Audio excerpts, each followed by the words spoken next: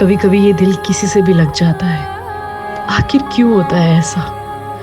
शायद ये एक रूह का पाक रिश्ता होता है दूसरी रूह के साथ, जो ना समाज की बनी दीवारों से डरता है ना नियमों को। लेकिन समाज के बने नियम, पुरानी सोच ऐसी रूहानी रिश्तों को कलंकित कर देती है और आखिर में सब खत्म हो जाता है। वो साथ, वो एहसास, और बचता है तो सिर्फ मातम।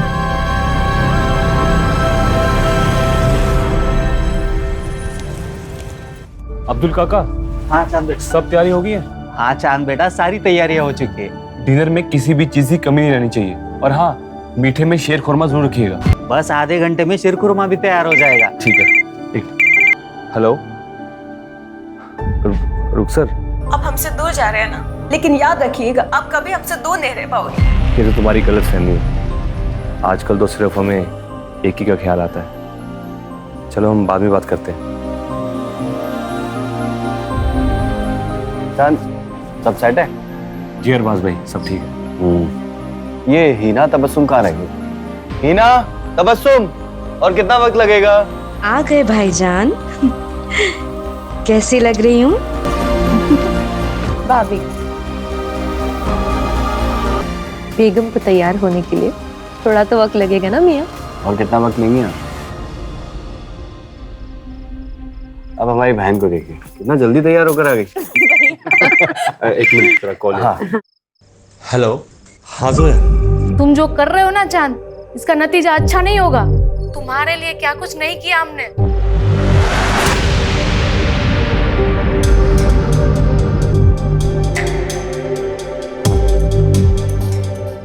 हेलो। हाँ जोया। अरे एक मिनट सांस तो ले लो। ऐसा कुछ नहीं जैसे तुम सोच रही हो। एक मिनट बाद में बात करते हैं। हेलो। हाँ डिम्पी। हम अपनी जान दे देंगे चांद, अब मुझसे बर्दाश्त नहीं होता। अरे प्लीज अब नहीं यार, फंक्शन होने में कुछ ही देर बाकी है। तुम पर भरोसा करके मैंने बहुत बड़ी गलती कर दी। अब रुको, हम बाद में बात करते हैं।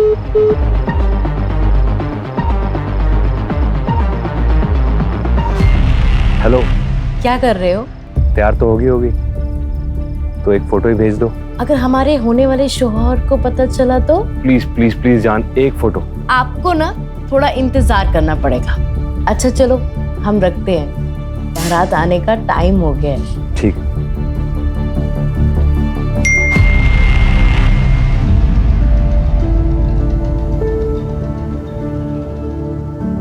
ये हो गए तैयार हमारे दुल्हे राजा। तुम्हारी दुल्हन तैयार हो गई? हाँ हो गई, चलिए अंदर।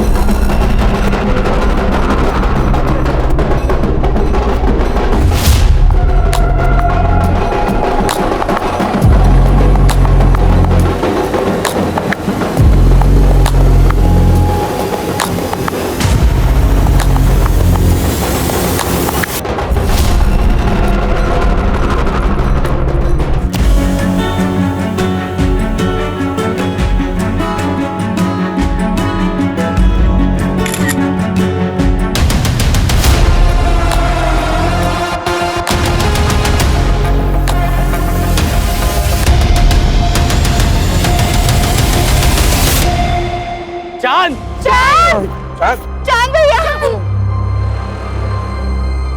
हमें क्या हुआ? क्या हुआ? भैया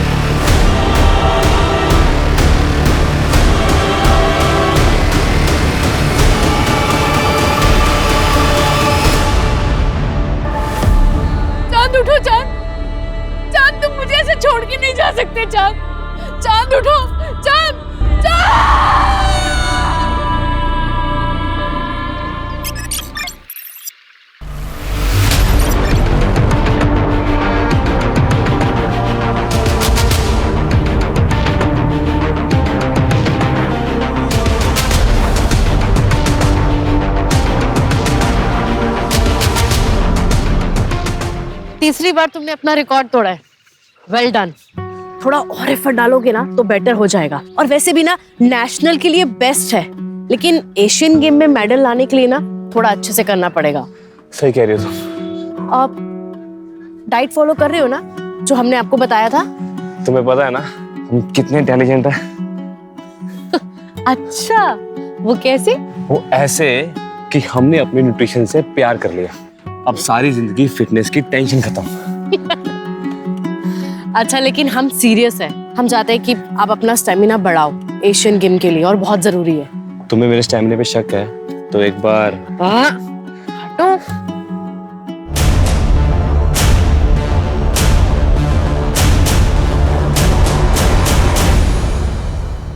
सर वो ईद की छुट्टी ली थी इसलिए हम। अच्छा, छुट्टी ली थी तो ये क्या है? सोशल मीडिया पर ये वीडियो चल रहा है। डीएसपी साहब ने ऑर्डर पर बुलाया तुमको। पुलिस ट्रेनिंग ग्राउंड पर ये सब करोगे? एक मिनट, डीएसपी साहब ने ये वीडियो कैसे देख ली? क्या सारा दिन इंटरनेट पे वो सर्फिंग करते रहते हैं? क्या कहना चाह रहे हैं? देखिए सर, हम सब अच्छे से जानते हैं, अगर आपकी कोई हमारे से प्रॉब्लम है तो खुल के बताइए। ऐसे खेल मत खेलिए। दोस्ती और दुश्मनी सब खुल के करते हैं हम। और ये मत भूलो कि हम तुम्हारे सीनियर हैं। बस इतना कह रहे हैं कि दोबारा ऐसा नहीं होना चाहिए, समझे? जा सकते हो। जी, लेकिन एक बात याद रखिएगा, आप हमें चाहे कितने भी नापसंद करते हो, ऐसे छोटे मोटे बहाने करके आप हमें सस्पेंड नहीं करा पाएंगे। कुछ बड़ा ढूंढ के आइएगा।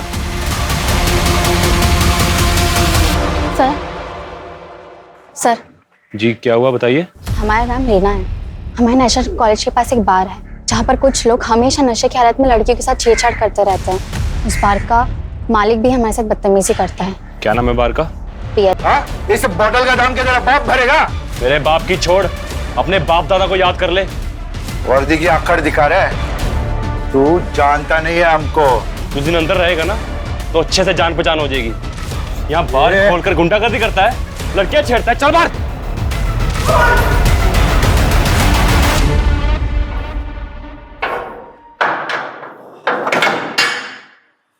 ये सब क्या चांद? कुछ नहीं सर, अपनी ड्यूटी कर रहे हैं। ये आदमी ना कहानी मत सुनाओ मुझे।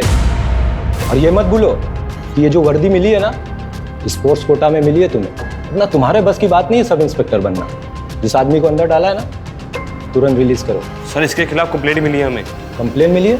मतलब कोई भी लड़की आकर कुछ भी कहेगी, बिना इंक्वायरी किए मान लोगे? हाँ मिश्रा जी? Yes sir. ये सज्जन आदमी को तुरंत रिलीज करिए। यस।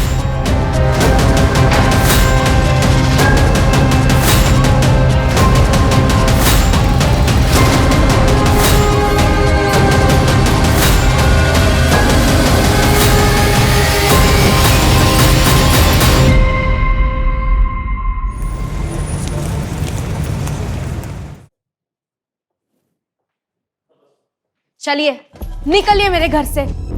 आपकी हिम्मत कैसे हुई यहाँ आने की? हाँ, निकलिए। तबस्सुम, मैंने आपसे कितनी दफा कहा है मुझे नहीं आना है आपके साथ घर वापस। मानते हैं हमसे गलती हुई, लेकिन नाराजगी छोड़ो और हमारे साथ चलो। कब तक ये मायके में पड़ी रहोगी? मतलब वो यहाँ पड़ी नहीं है। तबस्सुम का भी घर है ये। चांद, वाह, अपने ही बहनोई की गिरबान पर हाथ डाला। शर्म, हया, तहजीब सब भूल गए। ये भी भूल गए कि अपनी बहन के शौहर से किस तरह से बात करते हैं। इससे तो मेरा अब ये जूता बात करेगा। ये अगर तू नवाब के खानदान का है तो हम भी कोई सड़क छोड़ कर नहीं आए। हमारे अब्बू अमीमानंद के कालीन के सबसे बड़े व्यापारी हैं। रही बात तबस्सुम की, तो आज नहीं तो कल हम इसे लेकर जाएंगे।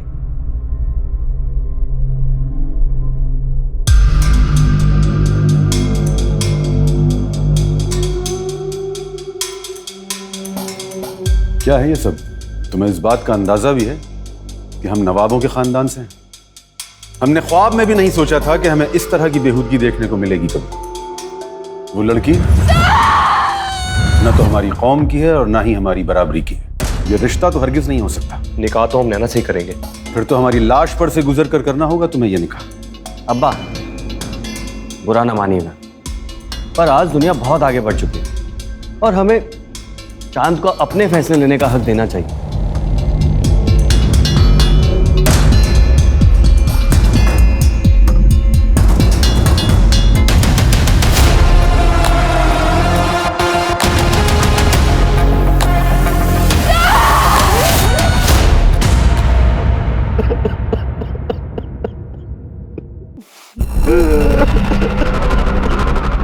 अरे जैसा भी था हमारा साला था, हम सबको छोड़कर चला गया।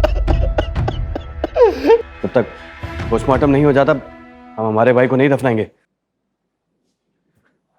बस हमें पुलिस में खबर करनी चाहिए। चांद जवान था, सेहतमंद था, स्पोर्ट्समैन था। उसको कैसे हार्ट अटैक हो सकता है? मुझे यकीन नहीं हो रहा। क्या चाहते हो तुम? अपने बेटे को दफनाने से पहले हम उसके जिस्म के टुकड़े टुकड़े कर दें।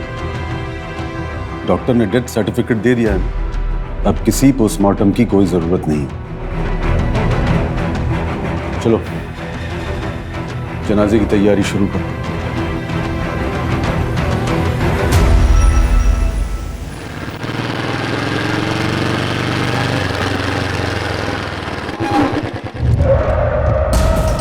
ए, कौन हो तुम लोग? क्या कर?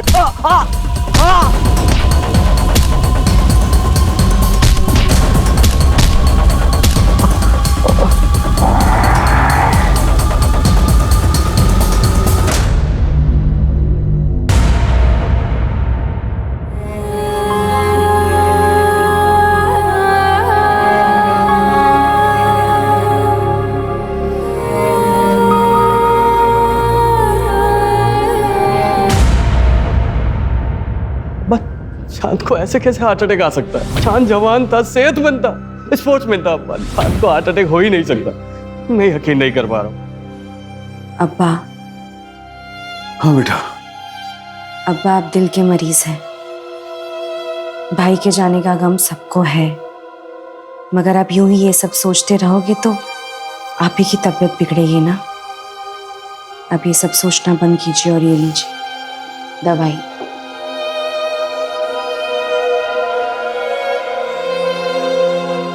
आपको आपकी तबीयत का ख्याल रखना है।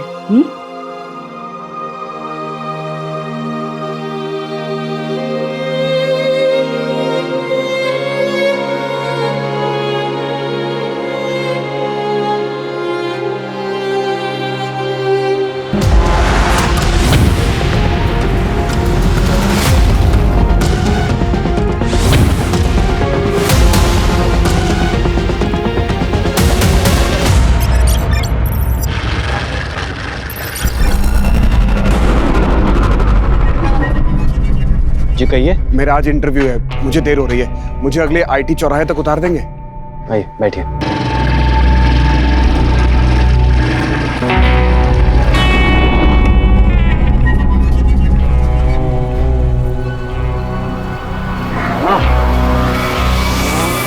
बस बस यही रोक दीजिए। Thank you sir, thank you so much.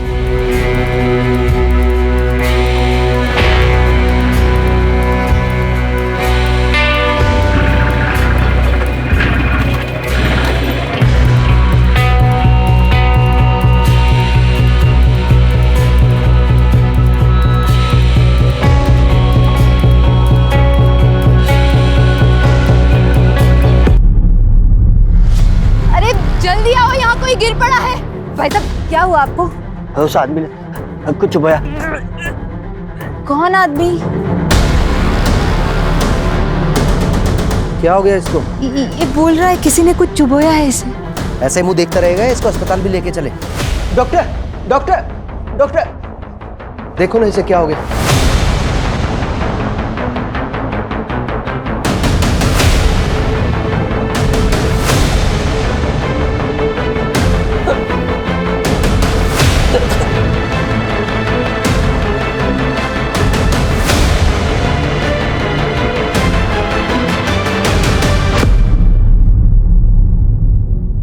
I am sorry, पर ये नहीं रहे।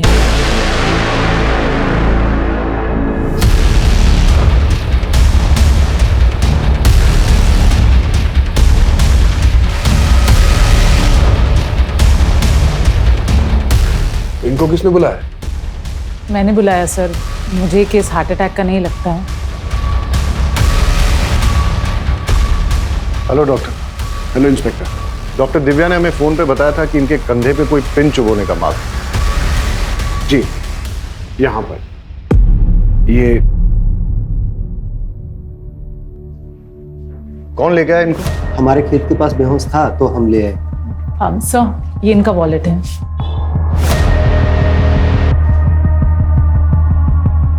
नवाब अरबाज कुरैशी, उन्नाव। फैमिली को इन्फॉर्म करो और बॉडी को पोस्टमार्टम के लिए भेज दो। Right sir.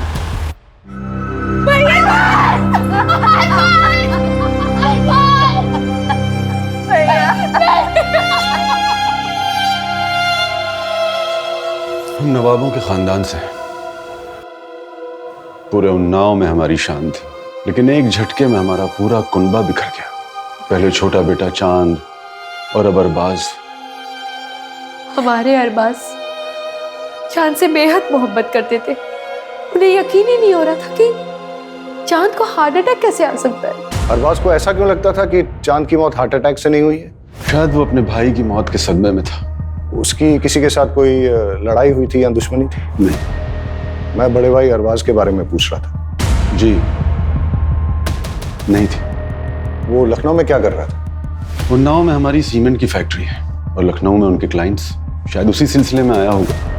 इंस्पेक्टर साहब, हमको लगता है कि हमारे अरबाज का जरूर कोई दुश्मन होगा, क्योंकि जब कुछ दिन पहले वो घर पे आए थे ना, तो किसी ने उन्हें बहुत मारा था।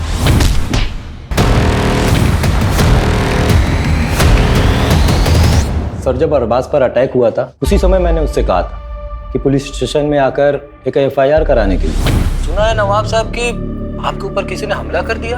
आप ना पुलिस स्टेशन आ जाइए और आकर एक FIR लिखवा दीजिए। लेकिन वो आया ही नहीं। बेचारा अपने भाई चांद गिरा हार्ट अटैक से।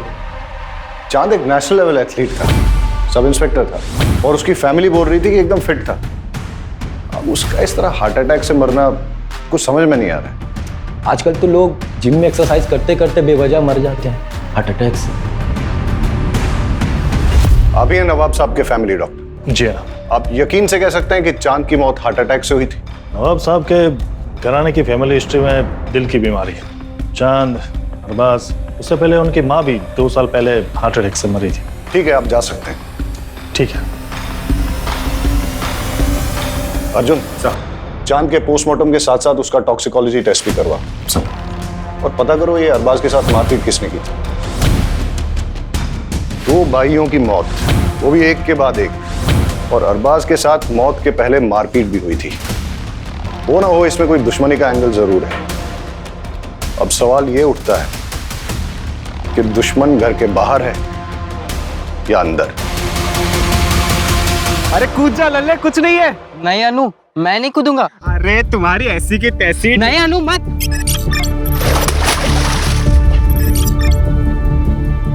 अरे नौटंकी बाज।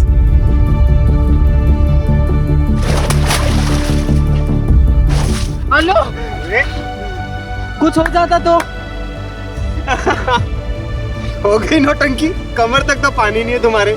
नौटंकी बाज।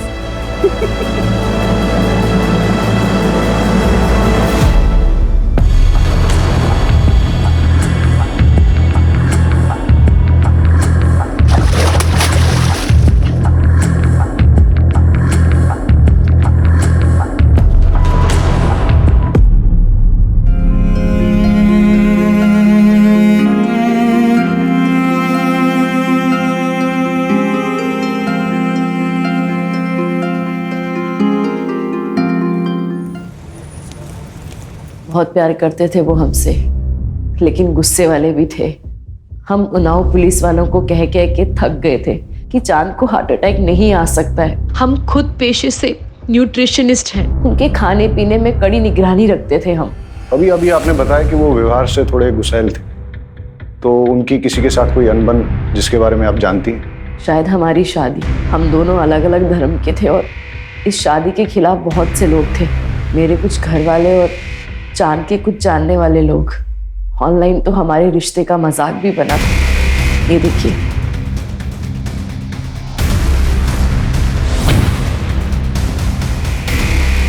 ये वीडियो सबसे पहले किस IP एड्रेस से अपलोड हुई, किसने भेजी और किस किस को भेजी, सारी डिटेल्स निकालो।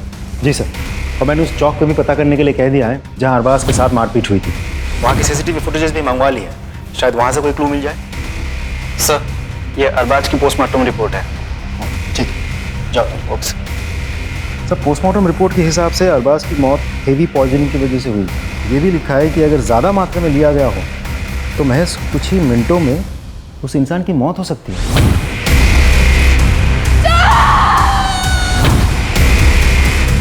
पता करो ये जहर कहाँ से प्रोक्योर किया जा सकता है। और हाँ, अगर अरबाज की मौत जहर देने से हुई है तो हो सकता है कि चांद को भी ऐसे ही मारा गया। अर्जुन, चांद हमारे डिपार्टमेंट का ऑफिसर था, उसके कातिलों को छोड़ेंगे नहीं। लेकिन सर हम पता कैसे करेंगे? चांद का पोस्टमार्टम नहीं हुआ था, उसकी बॉडी को दफना दिया गया था। कोर्ट से उसकी बॉडी को निकालने का परमिशन लेते हैं, उसे इंसाफ दिलाने का यही एक तरीका है। लल्ले, लल्ले, पागल पागल है क्या? क्या कर रहा है तू ये? अनु मुझे माफ कर दे अनु। माफ कर दे? क्या है तूने? मेरी एक गलती की वजह से हमारी दोस्ती टूट गई। वो इतनी छोटी सी बात के लिए लल्ले तू हमारे बचपन का प्यार, बचपन की दोस्ती सब भूल जाएगा? बेवकूफ इंसान, इधर आ।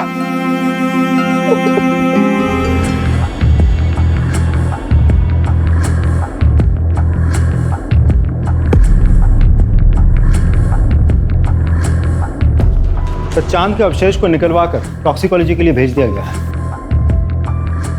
हमारी फोर्स का होनहार ऑफिसर था, फिर भी मरने के बाद भी उसे चैन नहीं मिला। इंस्पेक्टर राकेश के साथ चांद की कुछ प्रॉब्लम चल रही थी। अपने राकेश साहब जो है ना, बड़े साहब, खाने पिलाने वाले आदमी थे, और चांद साहब एकदम सीधे साधे। उनके बीच में कुछ तो झगड़ा चल रहा था। सुन, जो फाइल के पन्ने पलट रहा है ना, बंद कर दे, और जो कर रहा है ना वो भी करना बंद कर। हम क्या कर रहे हैं सर? सस्पेंड करा देंगे तुझे। नहीं करा पाएंगे सर। आखिर उड़ते हुए तीर को कौन न्योता देता है? चांद और उसके बड़े भाई अरबाज दोनों ही जुगनू और तबस्सुम की तलाक करवाने के पीछे पड़े थे। इससे तो मेरा अब ये जूता बात करेगा, क्योंकि वो दोनों जुगनू को पसंद नहीं करते थे। क्या प्रॉब्लम थी जुगनू के साथ? जुगनू ने झूठ बोल के शादी की थी। न वो नवाब है और ना ही पैसे वाला। दिन भर आवारागर्दी करता रहता है, अयाशी करता रहता है। पता करो ये जुगनू कहाँ टिमटिमाता है। Right sir.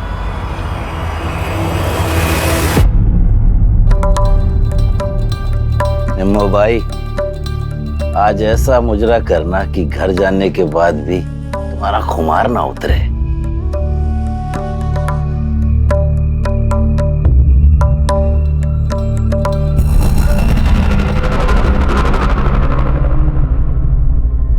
यहाँ तो ताला लगा हुआ है। नजाकत ने लूटा शराफत। पुलिस हमारे घर? चल अंदर बैठ। अरे ये क्या बदतमीजी है? चल।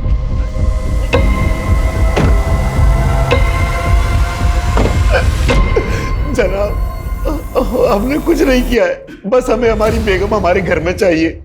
हम उनसे बहुत मोहब्बत करते हैं। दोनों भाई तेरे खिलाफ थे।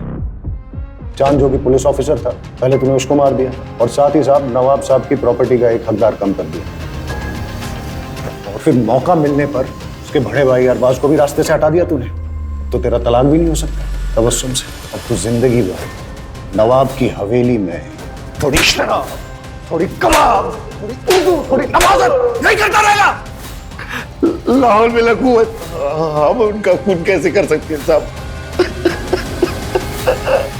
तो चांद की पोस्टमार्टम रिपोर्ट आ गई है, उसे भी वही जहर दिया गया है जो अरबाज को दिया गया था। मतलब दोनों भाइयों की मौत एक ही तरह से हुई है, यानी कि कातिल एक ही है और उसका मोटिव भी एक ही है। दोनों भाइयों की मौत से सबसे ज्यादा फायदा किसको हो सकता है? सर मुझे तो लगता है हमें जुगनू पर नजर रखनी चाहिए। रखो। और कुछ पता चला?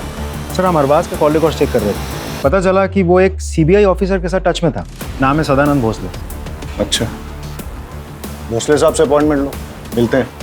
चल। तुम्हारे सोशल मीडिया का पेज नैना और चांद के खिलाफ हेट स्पीच से भरा है। क्यों भाई, क्यों किया ऐसा? सर मैंने लिखा और वो वीडियो भी वायरल की। इसमें क्या गलत किया सर? नैना मेरी कजन है। अगर मैं अपने घर की इज्जत नहीं बचा सकता तो किस काम का हूं मैं सर?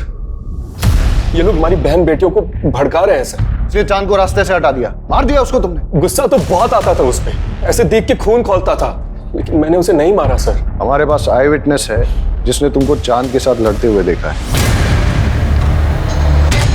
अबे हीरो, चल निकल यहाँ से, वरना तेरी सारी रंगबाजी यहीं निकाल दूंगा। वरना शांत, छोड़ो से। क्या कर रहे हो तुम लोग यहाँ? मुझे ना यहाँ पे कोई तमाशा नहीं चाहिए।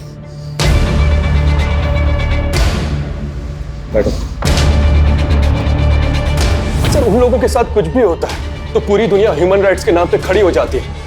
हमारी बहन बेटियों के साथ जो हो रहा है उसका क्या सर? नफरत से सिर्फ नफरत फैलती है। एक पुलिस ऑफिसर था वो, जो देश के लिए मेडल लाने की कोशिश कर रहा था, मार दिया तुमने उसको, और फिर उसके मर्डर को छुपाने के लिए उसके भाई को भी मार दिया। ऐसे नहीं मानेगा ये। तुम्हें क्या लगता है एक पुलिस ऑफिसर का मर्डर हो जाएगा और पुलिस हाथ पे हाथ धरी बैठेगी? लेके जाओ इसे, और तब तक तोड़ो जब तक ये सच नहीं बोलता। लेके जाओ।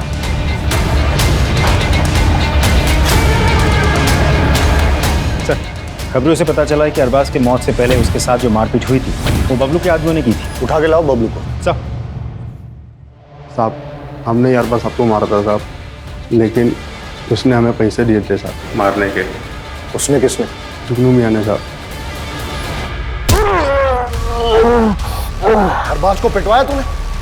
साहब, मैं बहुत गुस्से में था साहब। जब मैं चांद के जनाजे में गया तो अरबाज ने मेरे साथ बदतमीजी की। या अल्लाह, हमारे भाई की जान के बदले हमें उठा लिया होता। बस कर ये नाटक। हमारे भाई के जनाजे पे बैठ के ये घड़ियाली आंसू मत बहा। यहाँ पे निकल जाए, यहाँ से निकल, उठ और चला जाए यहाँ से। मुझे धक्के मारकर हवेली के बाहर निकाल दिया। बस इसी बात पे गुस्सा था, लेकिन इसका मतलब ये तो नहीं कि मैंने किसी को मारा है। एक पुलिस ऑफिसर का मर्डर हुआ है, इसे डंडे मार के तब तक मुजरा करवाओ जब तक ये सच नहीं बोलता। लेके जाओ। साहब, sir, CBI officer Sadanand Bhosale के साथ मीटिंग फिक्स हो गई है।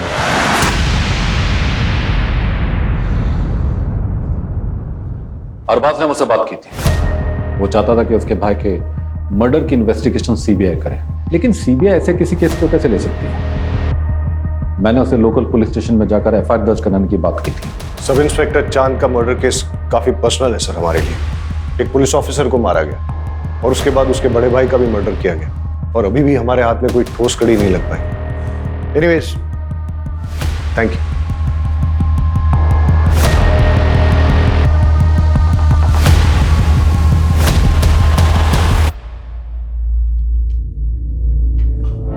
अवस्थी साहब, थोड़ा ध्यान रखिएगा। उस मर्डर केस की पुलिस जोर शोर से जांच कर रही है। कहीं बुझती हुई चिंगारी सुलगती हुई आग ना बन जाए। केस के लिए जरूरी है इसलिए तुमसे पूछ रहा हूं, क्या तुम्हारे और चांद के बीच में फिजिकल रिलेशंस थे? नहीं सर, हमने डिसाइड किया था कि जो करेंगे शादी के बाद करेंगे। लेकिन आप ये सवाल क्यों पूछ रहे हो? इससे उसकी मौत का क्या वास्ता है? जांच में हमें यह पता चला है कि चांद उन्नाव के बाहर एक केमिस्ट से रेगुलर तौर पे सेक्सुअल परफॉर्मेंस की दवाइयां खरीदता था।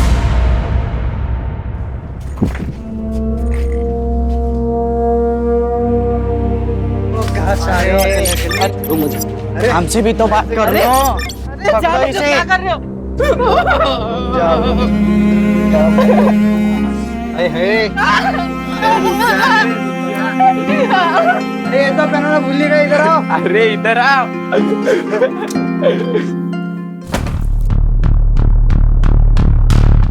इंस्पेक्टर साहब, आप लोग यहाँ? आपकी हवेली की तलाशी लेनी। सर्च वारंट है हमारे पास। अर्जुन, सर्च करो।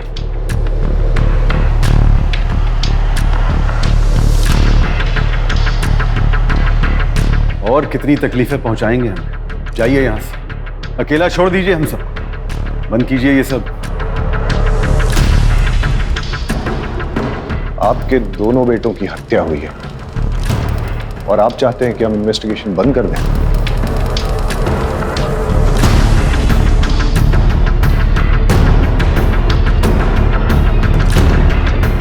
सर, चांद के कमरे से ये मोबाइल और ये फाइल मिली।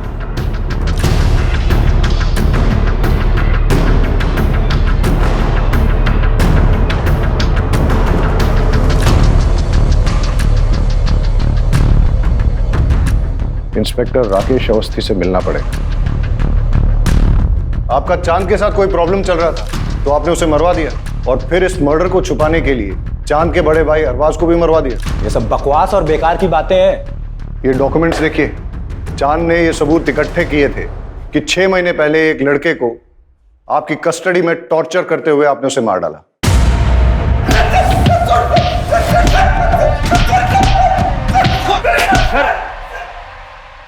कर रहे हैं? अगर इसका लाइसेंस एक्सपायर है तो अगर इसे जान से मार देंगे। तुम मेरे बीच में टांग अड़ाना बंद कर, निकल यहां से। मैंने कहा निकल यहां से।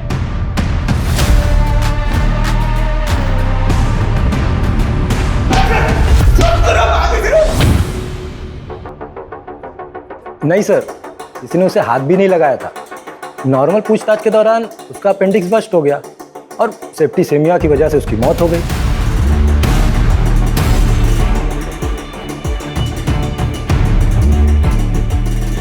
हम ना छोड़ेंगे नहीं तुम्हें। एक मासूम की जान ले ली तुमने। तुम्हारा असली चेहरा ना सबके सामने लेकर आएंगे, ये हमारा तुमसे वादा है।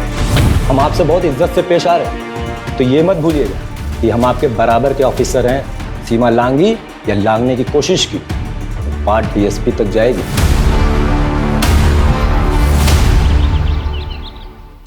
वहीं रुक जाओ, वहीं रुक जाओ। अगर हमारा बेटा तुम्हारे प्यार में नहीं पड़ा होता ना, तो आज वो जिंदा होता। अगर आपने अपना बेटा खोया तो मैंने भी अपना प्यार खोया है। कुछ नहीं खोया है तुम, लेकिन हमने अपना बेटा खोया है। और हमें तो कभी कभी लगता है कि तुम्हारे घर वालों में से किसी ने हमारे बेटे को। अब वो आपकी तबीयत खराब हो जाएगी।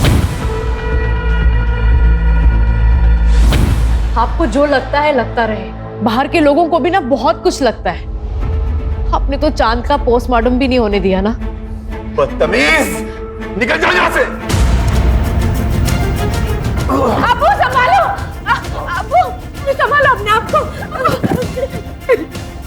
अबू अबू आज के बाद कभी भी मेरी बेटी के आसपास भी दिखाई दिया ना तो जान से बर्बाद। रिद्धि से प्यार करते हैं हम, आपको जो करना है वो करिए। ये ऑडियो फाइल अमर की iCloud स्टोरेज से मिला है और साथ ही उसकी और आपकी बेटी रिद्धि की बहुत सारी फोटोज भी मिली। और क्या मिला? और एक वीडियो भी मिला है जिसमें अमर ने डर जताया कि आप उसका खून करवा सकते हैं। सब बकवास है, झूठ है। ये रही उसकी असली पोस्टमार्टम रिपोर्ट जो आप लोगों ने बदल दी थी। इस रिपोर्ट में यह साफ साफ लिखा है कि उसकी मौत 11 हड्डियां टूटने और इंटरनल ब्लीडिंग से हुई है। और जब ये सबूत चांद ने इकट्ठे किए तो आप लोगों ने उसको मरवा डाला। और जब अरबाज चांद के मर्डर की सीबीआई इंक्वायरी चाहता था तो उसको भी खत्म करवा दिया आपने। फिलहाल इतने सबूत काफी हैं आप लोगों को अंदर करने के लिए, और बाकी आपका जुर्म हम कोर्ट में साबित करेंगे। चांद और अरबाज का खून हमने नहीं किया है। आपको यकीन नहीं है तो आप उनके वालिद नवाब साहब से पूछिए कि उन्होंने चांद का पोस्टमार्टम क्यों नहीं होने दिया।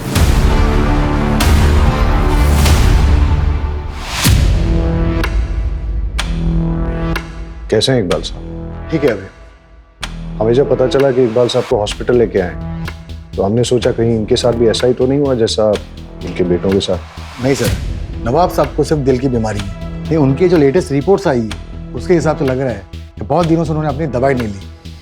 मगर अब्बा तो उनकी दवाई हमेशा वक्त पर लेते थे और हम हमेशा उनकी दवाई अपने साथ ही कैरी करते थे। वक्त बे वक्त अगर जरूरत पड़ गई तो आप हमें 2 मिनट दीजिए, हम लेकर आते हैं।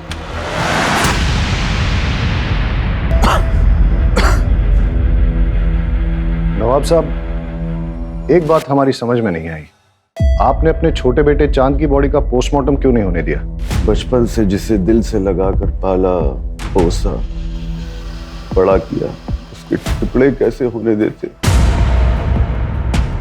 ये रही दवाई। ले दीजिए मुझे।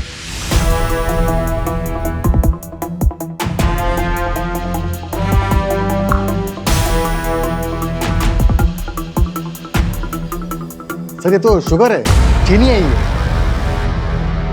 कौन देता था इन्हें दवाई?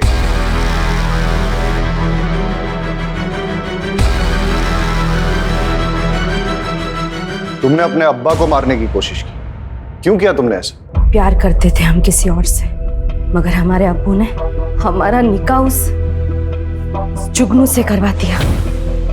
नवाबी चोला ओढ़ एक जालिम और जिद्दी इंसान है मेरे अब्बू। और तुम्हारे भाई? उन्होंने भी नहीं रोका इंस्पेक्टर साहब मेरे अब्बू को। चांद भैया ने खुद के निकाह के वक्त तो किसी की भी नहीं सुनी, मगर मेरे निकाह के वक्त उनके मुंह में दही जम गया था। नफरत हो गई थी हमें उन सब से। अच्छा हुआ दोनों मर गए। काश मेरे अब्बू भी मर जाते। मर गए या तुमने मरवा दिया? नहीं इंस्पेक्टर साहब, चाहने में और करने में फर्क होता है।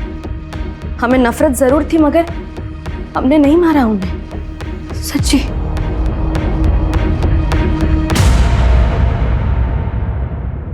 चांद और अरबाज के केस में इतने सारे सस्पेक्ट्स हैं। सन्नी, जुगनू, इंस्पेक्टर अवस्थी, इकबाल कुरैशी, तबस्सुम, हीना, कोई भी हो सकता है। लेकिन सर अभी भी समझ में नहीं आ रहा है कि चांद और उसके बड़े भाई अरबाज को मार कौन सकता है? इनमें से कोई भी हो सकता है, या फिर नैना,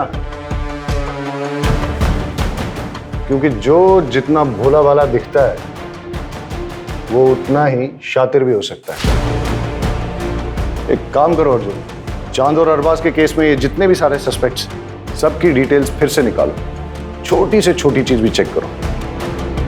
कुछ तो है जो हमसे छूट रहा है। सर बस एक कड़ी हाथ में आ जाए तो सारे पेज खुल जाएंगे। सर बाकी सब तो क्लीन है, लेकिन एक इंटरेस्टिंग बात सामने आई है। पिछले 2 साल में हिना ने अपने बैंक अकाउंट से कोई ट्रांजैक्शन नहीं किया था, लेकिन अरबाज के मौत से 2 दिन पहले हिना के पिता ने उसके अकाउंट में 10 लाख रुपए ट्रांसफर किए थे, और अरबाज के मौत के 10 दिन बाद हिना ने वही 10 लाख रुपए कैश में विड्रॉ किए थे। जी हमने डाले थे पैसे, हिना को पैसों की जरूरत थी। अरबाज के बिजनेस में काफी नुकसान हो गया, इसीलिए कुछ पैसे की जरूरत थी। कितने पैसे बेटा? करीबन 50 लाख के आसपास। आपने वो 50 लाख रुपए शौहर को बचाने के लिए इस्तेमाल किए या शौहर को प्रॉब्लम में डालने के लिए? मतलब अरबाज के मरने के 10 दिन के बाद आपने वो सारे पैसे निकाल लिए कैश में, क्यों और किस लिए? घर में जरूरत थी इसलिए। हमने नवाब साहब से भी बात की और तबस्सुम से भी। आपने घर पे न तो वो पैसे किसी को दिए हैं और ना ही घर के खर्च के लिए इस्तेमाल किए। कहाँ इस्तेमाल किए वो 50 लाख? सुना है आपने अपने पर्सनल क्लिनिक के लिए नए इक्विपमेंट खरीदे। हाँ तो सर इसमें क्या क्राइम हो गया? ये क्राइम तो नहीं है, लेकिन ये 50 लाख रुपए आपके पास आए कहाँ से? मेरे पैसे हैं, मैंने जमा किए थे। चलिए वो छोड़िए, ये बताइए, आप तो लखनऊ में प्रैक्टिस करते हैं, तो फिर आप जिस दिन चांद की मौत हुई उस दिन उन्नाव में क्या कर रहे थे? जिस ऑटो में आप बैठ के गए थे और आपने जो उसको ऑनलाइन पैसे ट्रांसफर किए थे भाड़े के तौर पे, उसका रिकॉर्ड भी है हमारे पास। और उस ऑटो वाले ने हमें ये बताया कि आप ऑटो में वेट कर रहे थे, जब चांद की बारात आई तभी आपने उसे छोड़ा। हम उस जहर तक भी पहुंच गए जो आपने लैब टेक्नीशियन संतोष सिंह से खरीदा, और जिस जहर को आपने चांद और अरबाज में इंजेक्ट किया। डॉक्टर साहब अब तो सच बोल दो। मैंने दोनों का फोन किया।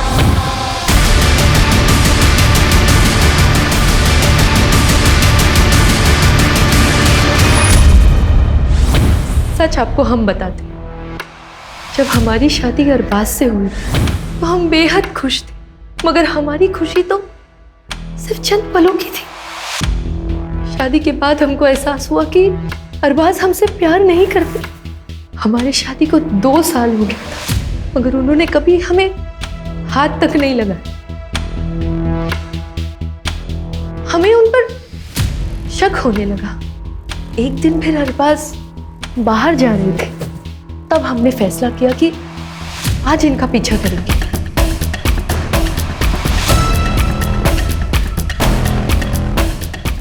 अरे लल्ले, आज तुम हमसे मिलने आए हो?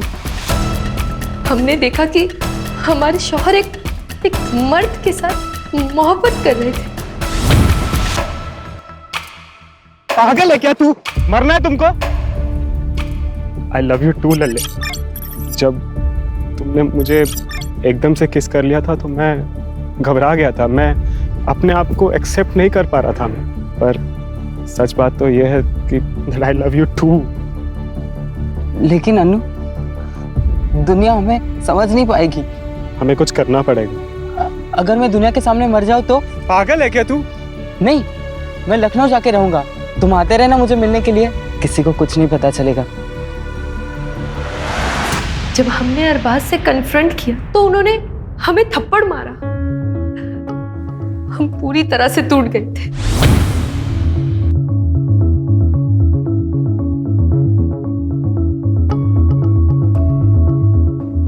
क्या हुआ भाभी? आप रो क्यों रही हैं?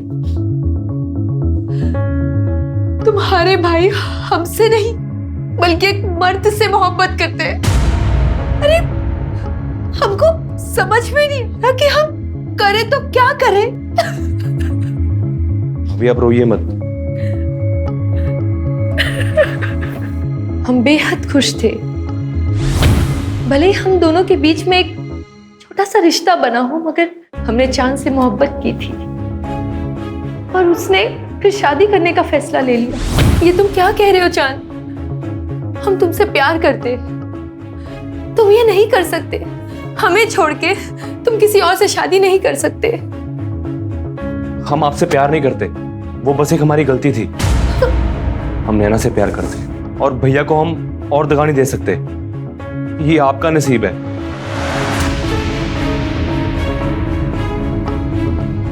एक भाई ने हमें तन्हा कर दिया और दूसरे ने हमारा प्यार किसी और को उठा कर दे दिया। ये देखकर हमारी इतनी ठेस पहुंची कि हमारा दिल पत्थर का बन गया साहब। जब एक इंसान का दिल पत्थर का बन जाता है ना, फिर उससे कोई फर्क नहीं पड़ता। हमें रत्ती भर भी अफसोस नहीं हुआ ये फैसला लेते हुए कि अब हम इन दोनों को मार देंगे। ऊपर वाला आपको दोनों जहां की खुशियां अता फरमाए।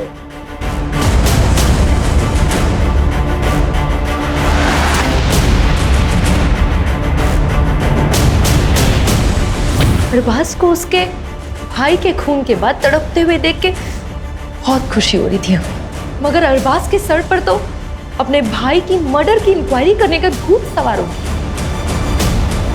बस फिर क्या, अरबाज और उसके भूत दोनों को साथ में दफना दिया। जी कहिए। मेरा आज इंटरव्यू है, मुझे देर हो रही है। मुझे अगले आईटी चौराहे तक उतार देंगे?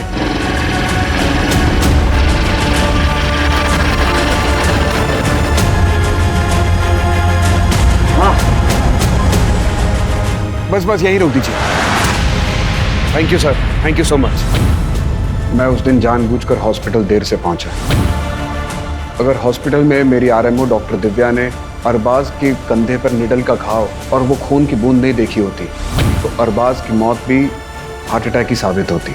मासूमों का बहाया हुआ खून कभी भी खामोश नहीं रहता। एक एक खून की बूंद गवाही देती है। अब जिंदगी भर जेल की चारदीवारी के बीच बैठकर सोचना किसका गुनाह बढ़ा।